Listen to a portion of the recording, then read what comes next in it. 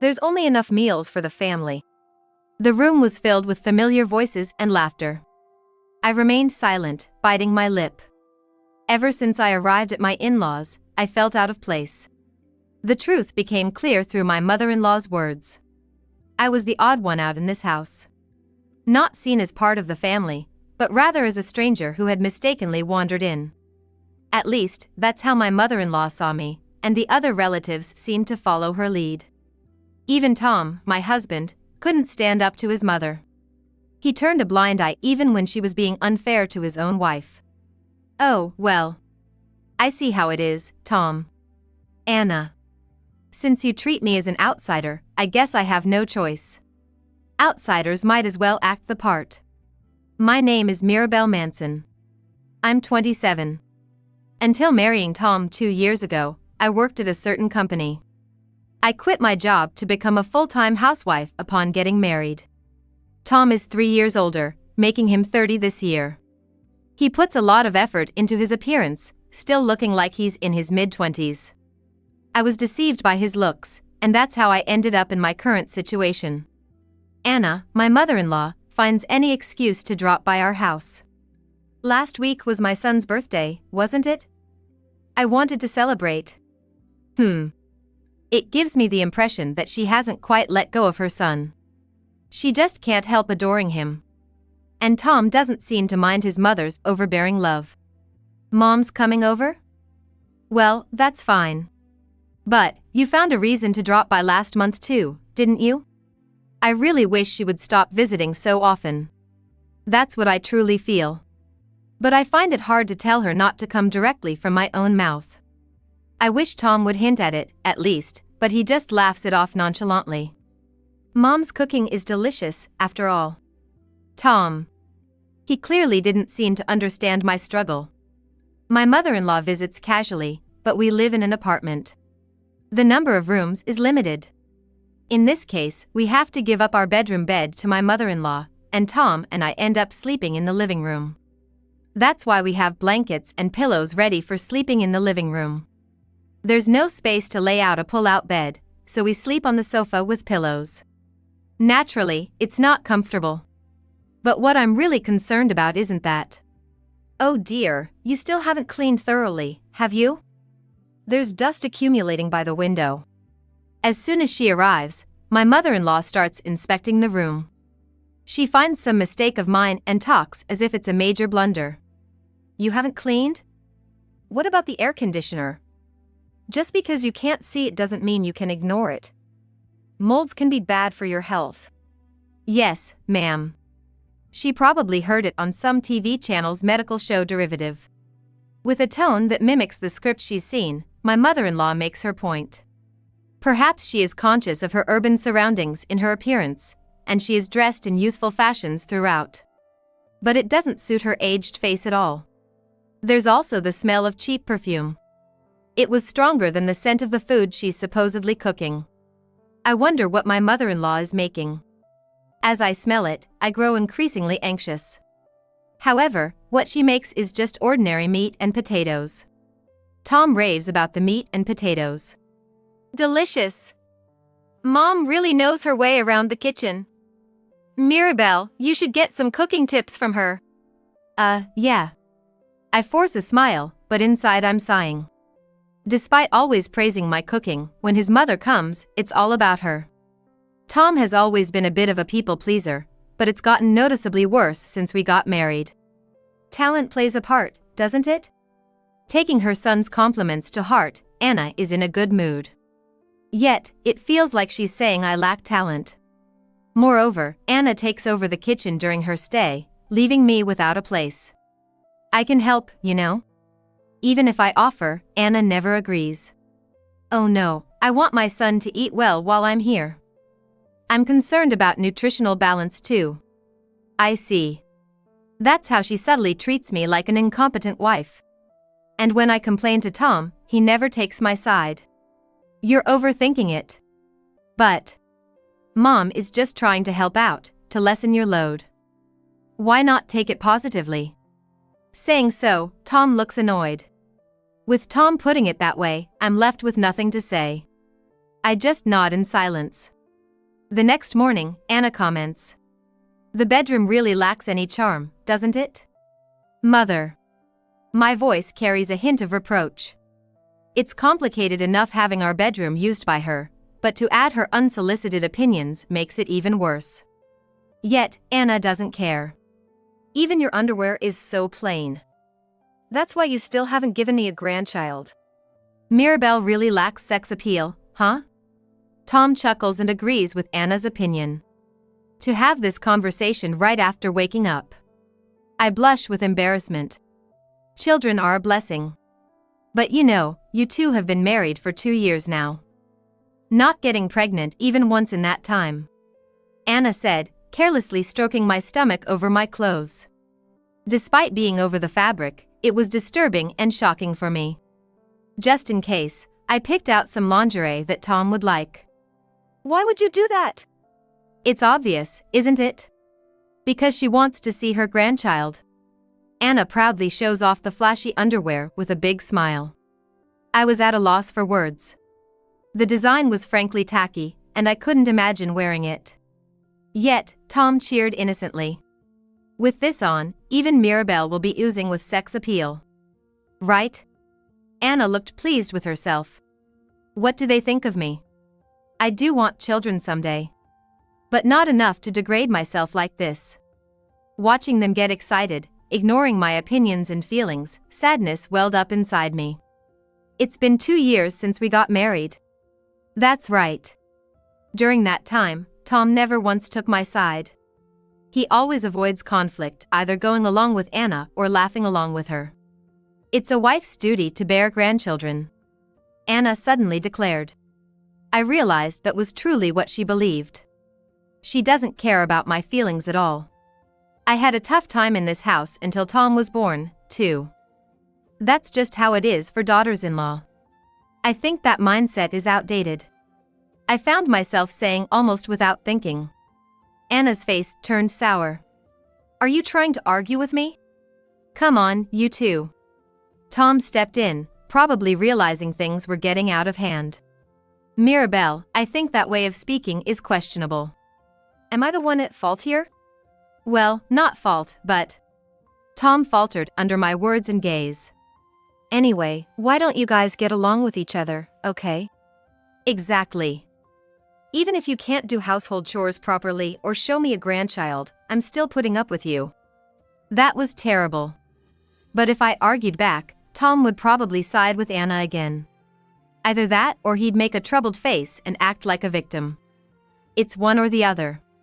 I'm not wearing that underwear, you know. I said this as Anna got up to make breakfast. I know.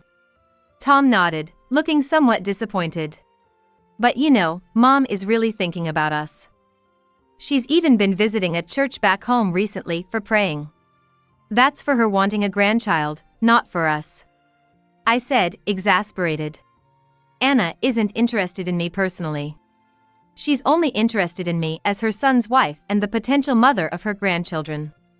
By the way, we're having a family gathering at our place soon.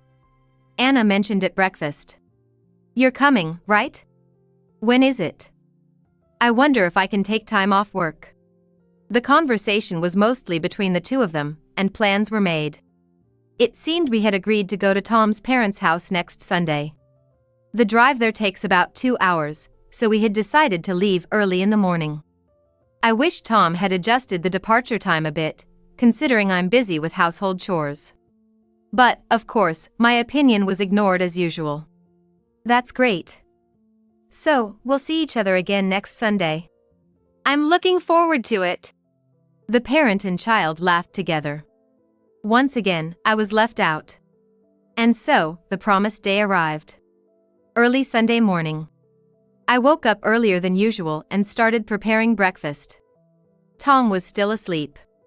Tom, wake up. You need to eat breakfast. Let me sleep a bit more. After much reluctance and staying in bed longer than planned, Tom finally said he didn't need breakfast. After all the effort I put into making it. Cooking is the wife's job, right? I work too, you should just do what you are supposed to do. Like mother, like son. Tom, pushing a similar doctrine, threw the breakfast I made in the trash right in front of me. Yet, during the car ride, he complained of hunger and stopped at a store. Everything tastes great when you're starving. Sure. I had no words to return, just sipped my coffee. Tom's family home was down a remote country road. Maybe the land was cheaper here because the houses around this area were all large, either single-story or two-story. Many homes had spacious yards, some with chickens or vegetable gardens. Tom's parents' home was no exception, a large single-story house. It was easy to spot from afar. As we got closer to the house, my mood darkened. When we arrived at the family home, Anna greeted us. Of course, her welcome was only for her son, Tom. "Welcome back, Tom. Yeah, it's good to be home." Tom looked around nostalgically and smiled. I used to be attracted to that innocent smile. But now, I can see the indifference that's a part of Tom's nature, and I can't bring myself to like that smile anymore. I followed Tom through the entrance of the family home. The spacious living room was already filled with people. All of them were Tom's relatives. "Hey everyone! Long time no see!" As soon as he entered the room, Tom raised his voice cheerfully. The relatives turned to look at us. In no time, Tom became the center of attention. As for me, I was left behind, standing awkwardly at the entrance of the living room. The wives of the relatives all had their children with them. And me, being the only one without a child, was glanced at from afar, with them whispering among themselves. What an uncomfortable space to be in. I thought it would have been better if Tom had come to his parents' house by himself. Just then, Anna came over. "It's a bit early, but shall we have lunch? Can I help with anything? We're ordering takeout, so it's fine." Her tone was dismissive. What should I do? I'm completely isolated. I had no choice but to sit down in an available seat. The cushions looked brand new, probably for guests. Tom was engrossed in conversation with his cousins. The seats on either side of me were empty. No one seemed inclined to sit there. Soon, the table was laden with food. It seemed Anna had gone all out to impress. At first glance, those takeout food was obviously high-end. What? I suddenly realized. There were enough small plates for everyone. Except me. Wondering if Anna had forgotten, I stood up to get my own. That's when Anna placed a cup of instant chicken noodle soup in front of me. As if feeding a stray dog. "Here you go." "What?" Confused, I looked at Anna. She was smiling. Then she said those nightmare words. "There's only enough meals for the family." Voices and laughter filled the room. I blinked in disbelief. Then it hit me. Ah, I see. To everyone gathered here, I'm an outsider. That's why no one talks to me, and why I'm treated this way. If you want to be recognized as a member of this family, you need to serve me more. And, more importantly, give me a grandchild as soon as possible. Is that so? I, too, found myself smiling. Everything seemed absurdly ridiculous. As always, Tom just silently endorsed his mother's actions. While the relatives were enjoying the high-end sushi without a care for me. A harmonious atmosphere flowed around them, and I was treated like an outsider. Ah, I see. If that's the case, it can't be helped. I had risen to my feet slowly. I understand very well. Unusually obedient, aren't you? Anna said to me with a disdainful smile. It seems she will always look down on me. Well then, how about starting with taking out the trash and weeding the garden? And... No, that's not what I mean. I stood up gracefully. A clear resolve in my heart. I'm leaving now. Did you even listen to me? As I headed for the entrance, Anna raised her voice in hysteria. I just told you to devote yourself to us. Don't you want to be recognized as a member of this house? Yes, I do. I nodded again and said. But, it's okay because today will be the last day. What? It seemed she didn't quite catch on. Anna stood frozen with a dumbfounded expression. Reluctantly, I continued. Being the daughter-in-law of this house ends today. From tomorrow, I'll return to my maiden name. Wait, what do you mean by that? Tom arrived, sensing the unease in the room. His face was tense. You're joking, right? No, I'm serious. I've realized I can't live in this house anymore. So, I'm saying goodbye to this house and to you. Reluctantly, Tom took my hand and shook his head. I slowly brushed off his hand and said, "Let's get a divorce, Tom." Mirabelle! I've already decided. As I started to walk away, both of them chased after me. Looking panicked. You're going to leave my son over this. Ah, just shut up, Mom. Hey, Mirabelle. It was my fault. I won't bring you to my parents' house anymore. I won't let you have a hard time again. I stopped at his words and glanced back. Our eyes met. Tom looked troubled. So, please, Mirabelle. You knew this house was hard for me to be in. Yet, you ignored it? That's... Tom stumbled over his words like a camel chewing its food. This house upholds its traditions, Anna declared defiantly. Running away instead of accepting them is disgraceful. I'm fine with being disgraceful. I can't follow such outdated rules. Really, what era are they living in? This family isn't particularly wealthy or historically significant. They're just a gathering of country folks. Anyway, I'm going back to my own home. Wait, just wait a minute. Anna looked flustered.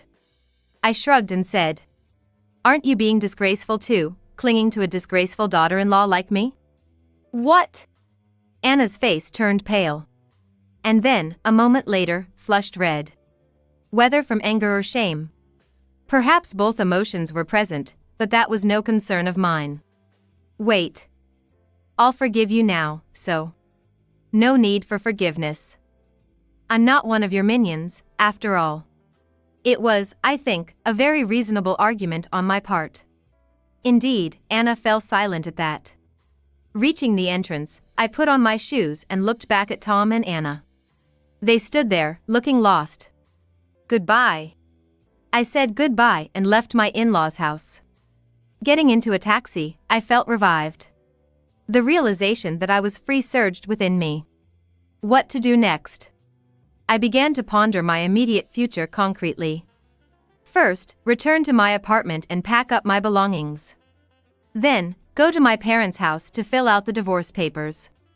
Tom might not agree to the divorce easily, but I was determined to win my freedom, no matter what. If necessary, I'd consult a lawyer. And then, I organized my thoughts one by one. It was a fulfilling time. I won't be needing this. Suddenly remembering, I took off my wedding ring. A sense of comfort as if a spring breeze had blown through my heart. Not just the ring. The bed and other furniture shared with Tom were unnecessary. I had called the junk dealer. Beds, dressers, and such furniture that held traces of Tom, I sold them off. The selling price for each was low, but I didn't mind. On my way back to my parents' house, I stopped by a ramen shop. "I'll have the recommended ramen and dumplings, please." Coming right up. I ate the most expensive ramen set and a plate of dumplings and still had some money left over. Feeling full and slightly better, I called home. "So, that's the situation, I'm divorcing Tom." "That's terrible." My mother was outraged upon hearing my story. "Come home quickly.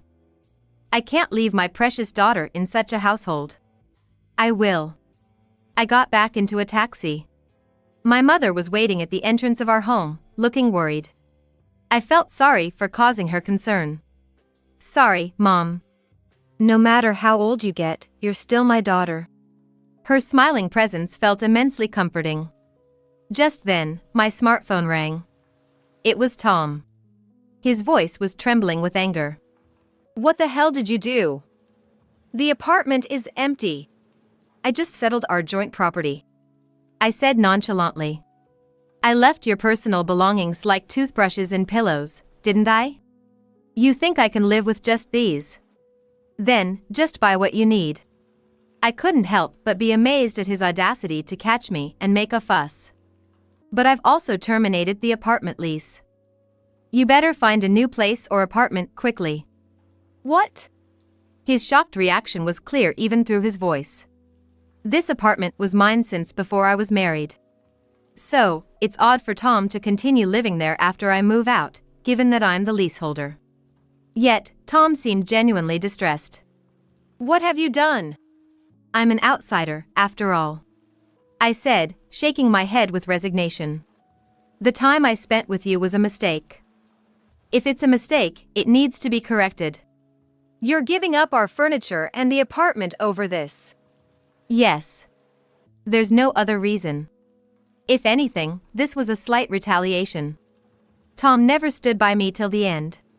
There's also a sense of venting my frustration with that. So, goodbye. Wait, you're seriously thinking of leaving me? It's not like you have complaints about me. I do, that's why I'm leaving. My voice had a sharp edge. Tom still didn't get it.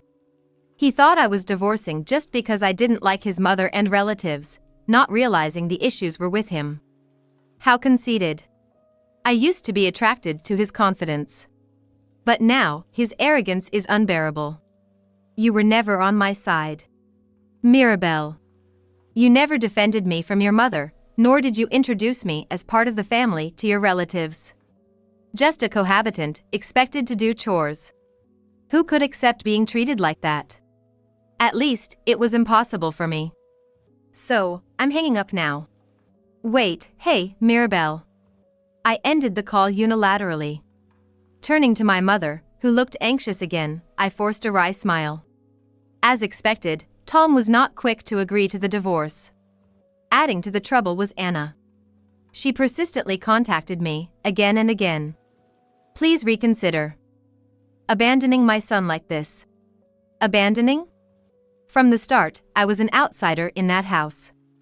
It's only natural for strangers to part ways. I have not a single shred of affection left for Tom. And Tom, he just used me without any real affection, didn't he? Don't speak about my son that way. Anna screamed as if she was the victim. I sighed in exasperation. Anna. Please, come back. I'll recognize you as our daughter-in-law now. Please. It's too late. Being recognized as a daughter-in-law now brought me no joy whatsoever. Plus, as I've said multiple times, I no longer want anything to do with Tom. I used to truly love Tom. But now, far from love, I feel only disgust for his heartlessness. It's impossible. I repeated firmly. Choosing my words as if savoring my own feelings. Living with you and your son was like a nightmare. How can you say such a thing? Anna was angry, but I didn't engage further. Ending the call, I took a deep breath. A nightmare. Yes. With Tom's stable income, we never had to struggle financially. That's why there was this discomfort of being stuck in lukewarm water, unable to move. At the bottom of the bath, malice was settled. That malice became crystal clear during the incidents at Tom's family home. I will never return to that house. I murmured to myself and closed my eyes. I had seen a lawyer yesterday. Fortunately, I had been keeping a diary, which proved I had suffered mentally. I was told that if it went to court, I would undoubtedly win. That was a relief. But I was also tired. What if Tom came to the house? Before that, how long would I stay at my parents' house? I didn't want to worry them any further. At that moment, I was startled. The entrance was noisy. I left my room and headed to the entrance. I heard Anna's voice. Just call her out. That's not possible. I peeked from behind cover. My mother was facing Anna. Just like you care for your son, I care for my daughter. Can't you understand that? She's my daughter-in-law, practically my own daughter. Anna was screaming hysterically. I was just disciplining the daughter-in-law. It's because you didn't educate your daughter properly that I had to be the disliked one. You should be thankful, really. My mother's selfish arguments exploded. In response, my mother was visibly shaking with anger. Grateful? Yes. Please, get over yourself. My mother's voice struck like thunder, piercing through Anna. Anna recoiled as if frightened. Since she was little, she's been a patient child. But when she came back home, I found gray hairs on her head, dark circles under her eyes, and she had lost her appetite. All thanks to your discipline, right? Well, that's because... Anna stumbled over her words, looking around helplessly. The daughter-in-law was just getting herself down. Don't you think you went too far? Anna seemed to lose her words completely. And bit her lip. Anna. I found the courage to step out from hiding. Now, I could face Anna. If you call it discipline. What do you want? Seeing me, Anna's face twisted in disdain. Was this the face that came to fetch me? Perhaps you should have properly educated your son first. Your behavior towards me was excessive. Yet, Tom didn't do anything to intervene, he just ignored it all. My son is a pacifist. A poor excuse. I shrugged. A true pacifist would have helped me and maintained balance in the house. Oh no. Anna groaned in frustration. I didn't let up. Your son did nothing. He just turned a blind eye to everything. That is... Anna's face contorted as she backed away. There was no escape. She was cornered into a dead end in the labyrinth of her words. I pressed on. Even now, it's just you getting worked up, while your son does nothing. I was tired of even uttering Tom's name. The fact that Tom was still legally my husband was unbearable. That's why I found myself referring to him as Anna's son. I thought to myself, this is truly beyond repair. Please leave. My mother said with a cold voice. I added. If you really want to talk to me, it should be your son, not you. But, my son is busy. Does that mean my divorce is not important to him? I stated the facts without any emotion. Tom was not agreeing to the divorce. But that was probably due to the hassle of proceedings and concern for social appearance. Mentioning the lawyer should make Tom back down. It was only Anna who was still clinging to me. A disgraceful daughter-in-law, right? Still holding on to that. I will hold on to it for life. I won't forget. I couldn't understand why I had to be unilaterally subjected to such dishonorable words. I will probably drag those words with me forever. That's why I questioned Anna. If your son is so great, he'll find a great wife. So why cling to me? Well, because he's shy, it's not easy for him to find another wife. Is that so? I wondered if that was too harsh, even if just for a moment. But in the end, I said it. I think it's your son who is disgusting, not me. How dare you? Anna's face turned bright red as she advanced on me. My mother intervened, standing between Anna and me as if to protect me. This is a matter between husband and wife. Shut up! Anna screamed, looking pathetic. My mother shook her head in dismay. Children, no matter their age, are precious to us. I understand that. But at the same time, they are adults. I know that. If you do know, then why are you, as a parent, meddling in adult matters? It was just then. Anna's smartphone rang. She hesitated before answering. Tom? I'm actually at your wife's parents' house right now, why? Because. Just stop it, Mom. Tom's exasperated voice could be heard. It's embarrassing, clinging to a wife who's left. Such a thing. It seemed she couldn't believe her own son would say that. Anna's mouth hung open, frozen. Mom, just come back home. There's nothing we can do about her. What do you mean, nothing we can do? I found myself retorting to Tom. Apologize. Huh? Apologize to me. Then I won't sue. Sue, you can't be serious. A perplexed silence ensued for a while. Eventually, in a small voice, Tom said, I'm sorry. What the heck? Anyway, Tom doesn't understand what he did wrong. He just complied with my words because he didn't like the idea of a lawsuit. That's all it was. After that, Tom quickly agreed to the divorce. He probably thought that making the issue any bigger would damage his social standing. But it was already too late. Because of what you and Mom did, the neighbors started rumors, and I got fired from my job. I see. Tom's update was delivered nonchalantly. I couldn't muster any sympathy. Nowhere to go without being laughed at. Both me and Mom. You're just going to wait for the rumors to die down, aren't you? You! Anger laced Tom's voice. But it was momentary. The next moment, Tom's tone softened. Come on, let's start over, Mirabelle. I'll make sure to keep away from Mom. She was on your side. It baffles me that he doesn't understand that. My side? She tried to bring me back for you. You're going to abandon someone like that? But if I choose Mom, then you. Such selfish words. I spat out. You're really heartless. I definitely can't be with someone like you. Mirabelle! It's not like that, you're important to me. That's why I had to reluctantly give up on my mother, not because I'm heartless. Tom was desperate, but those words didn't reach my heart. Goodbye. Don't contact me anymore. Wait, hey, Mirabelle. If you keep harassing me, I'll report you to the police. Saying that made Tom groan.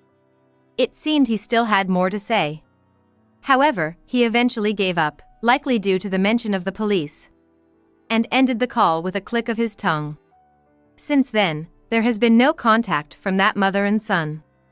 I caused trouble for you, Mom, didn't I? I said, and my mother returned a bitter smile. It's fine. When a child is in trouble, it's a parent's job to help. But this was a matter between husband and wife. I began to say, but then broke into a smile. Standing side by side in the kitchen, I thought to myself. At that moment, my mother was feeling the same as Anna. She couldn't help but protect her child because she loved her so much. Despite bringing up righteousness, you weren't following it either. Well, their parent got involved, so it became a matter of the parents, didn't it? My mother cleverly dodged my point. I'm so glad I wasn't born as the daughter of Tom's mother.